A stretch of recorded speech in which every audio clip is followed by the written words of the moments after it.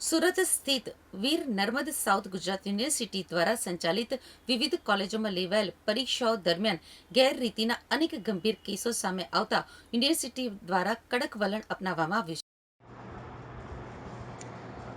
યુનિવર્સિટીની ઇન્ક્વાયરી કમિટીની તાજેતરની બેઠકમાં 147 વિદ્યાર્થીઓ સામે કાર્યવાહી કરવાની સાથે તેમને આવતા જૂન-જુલાઈ મહિનાની પૂરક પરીક્ષાઓ માટે અયોગ્ય જાહેર કરવામાં આવ્યા છે।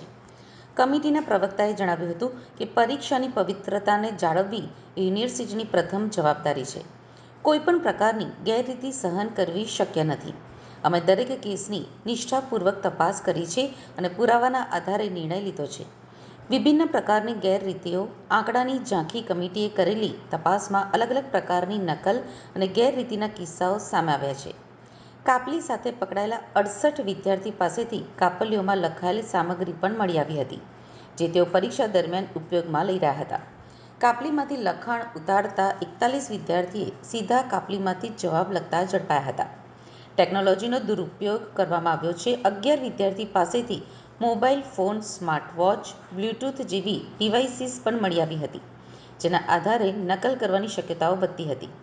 એક વિદ્યાર્થીએ પેન ઉપર લખાણ છુપાવ્યું હતું, જ્યારે કેટલાકે તો હાથ, પગ, પેન્સિલ, રબર વગેરે ઉપર લખાણ છુપાવવાનો પ્રયત્ન કર્યો હતો। આક્ષેપિત તમામ વિદ્યાર્થીઓને તેમની બાજુ રજૂ કરવાનો અવસર આપવામાં આવ્યો હતો। તેમણે પોતાની વાત કમિટી સમક્ષ રજૂ કરી, ત્યારબાદ સમિતિએ તમામ પાસાઓને ધ્યાનમાં લઈને અંતિમ નિર્ણય લીધો છે। યુનિવર્સિટીએ સ્પષ્ટ રીતે જણાવ્યું છે કે ભવિષ્યમાં પણ ગેરરીતિ સામે શૂન્ય સહિષ્ણુતાની નીતિ અપનાવવામાં આવશે। વિદ્યાર્થીઓએ પોતાના ભવિષ્ય માટે ઈમાનદારીથી અભ્યાસ કરવો જોઈએ। નકલથી યુનિવર્સિટીનું જ નહીં પણ પોતાનું પણ નુકસાન થાય છે, તેમ કમિટીના સભ્યોએ જણાવ્યું હતું।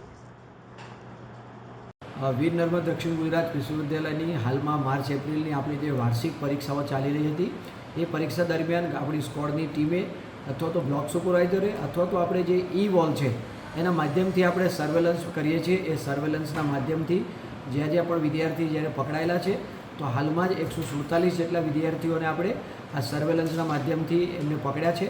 પકડ્યા પછી વિદ્યાર્થીનો સમગ્ર મામલો એમપેકની અંદર આવતો હોય છે, માલ પ્રેક્ટિસ એન્ડ ઇન્ક્વાયરી કમિટીના નામથી આપણે જેને ઓળખીએ છીએ। એ એમપેકમાં એક સુનાવણી થતી હોય છે।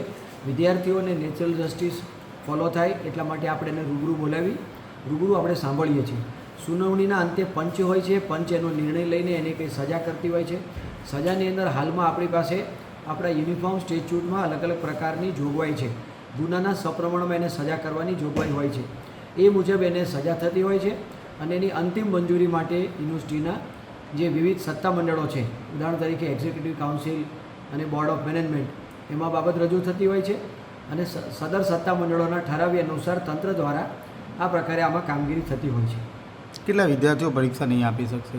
હાલમાં જે છેલ્લે જે એમપેકમાં સુનાવણી હતી, એમાં લગભગ 147 જેટલા વિદ્યાર્થીઓને આપણે સર્વેલન્સ દરમિયાન પકડેલા છે અને એ વિદ્યાર્થીઓ કાં તો એના જે તે વિષયનું પરિણામ રદ થશે, અથવા તો એ આગામી પરીક્ષા નહીં આપી શકે, અથવા તો એ પૂરક પરીક્ષા નહીં આપી શકે।